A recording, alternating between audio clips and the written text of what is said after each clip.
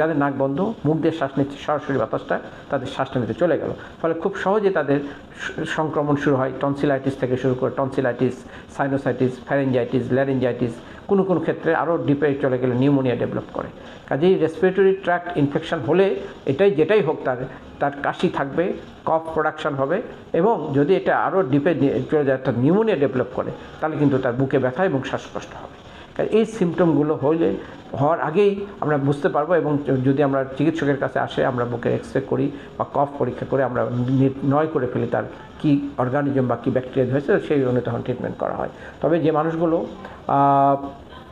অল্প বয়সী, যাদের কোনো কোমরবিডিটি নাই, তাদের ক্ষেত্রে কিন্তু মোস্ট অফ দ্য ক্ষেত্রে তেমন কোনো সমস্যা হয় না, অল্পতে সেরে যায়, কারণ তাদের শরীরে ইমিউনিটি, রোগ প্রতিরোধ ক্ষমতা বেশি থাকে। এই জন্য যে মানুষগুলোর বয়স বেশি, 60 অ্যান্ড অ্যাবাভ, তাদের ক্ষেত্রে সারা পৃথিবীতে এই ধরনের মানুষগুলোর জন্য ভ্যাকসিনেশনের ব্যবস্থা আছে, যেটা হচ্ছে